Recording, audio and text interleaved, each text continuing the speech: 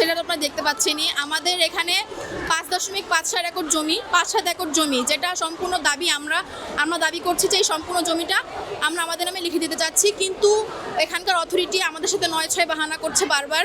তারা বলছে যে আমাদেরকে ক্যাম্পাসটা লিখে দিবে এবার একটা দলিলে সাইন করেছে আমাদের সামনে, করার পরেও তারা আমাদের সাথে আবার 9-6 করছে।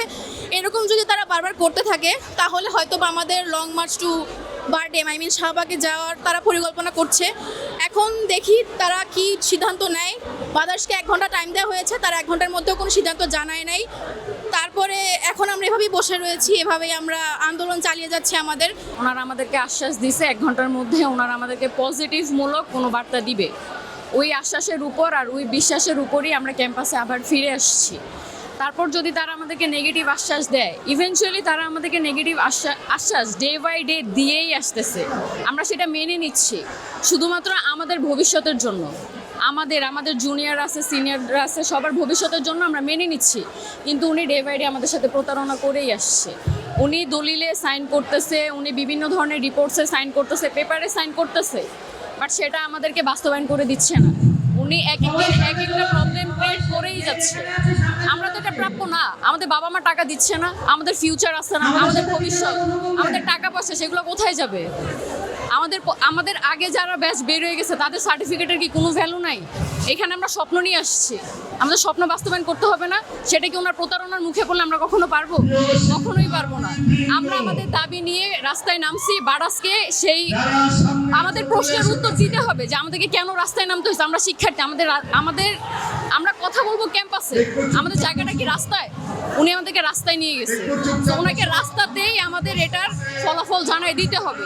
উনি বলছে 1 ঘন্টার মধ্যে জানাবে, কিন্তু এখন উনি কিছু জানায় নেই। যদি না জানায় আমরা 1 ঘন্টা পরে আবার রোড ব্লক করব। টেকনিক্যালি আমরা আবার যাব, লং মার্চ টু বারাস পর্যন্ত যাব, যত দূর পর্যন্ত যাইতে হয় আমরা যাব, শুধুমাত্র আমাদের ভবিষ্যতের জন্য, আমাদের স্থায়ী ক্যাম্পাসের জন্য। আমার অনেক স্বপ্ন নিয়ে আসছি এখানে, আমার বাচ্চাদেরকে আমি সাথে করে নিয়ে আসছি, এখানে পড়াশোনা করি। আমার হাজব্যান্ড হচ্ছে আমার স্বপ্ন পূরণের জন্য সে অনেক খোঁজ খবর নিয়ে এই ভার্সিটিতে আমাকে ভর্তি করে। আমরা জানতে পারি যেটা হচ্ছে আমাদের স্থায়ী ক্যাম্পাস আর হচ্ছে ইউজিসি স্বীকৃত, তো স্বাভাবিকভাবেই আমরা এখানে এই জন্য ভর্তি হয়েছি।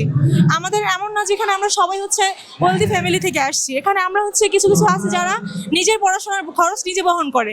তো তাদের ফিউচারটা কি যদি এমন হয় যে আমাদের ক্যাম্পাসটা হঠাৎ করে বন্ধ হয়ে যায়, আমাদের সার্টিফিকেটের ভ্যালু কি থাকবে? আমি যে দুটো বাচ্চা নিয়ে এখানে আসতেছি, পড়াশোনা করতেছি, সেই পরিশ্রমটা আমার বিফলে যাবে। আমার এই বাচ্চাদেরকে নিয়ে আজকে আন্দোলন আসার তো কোনো কথা ছিল না।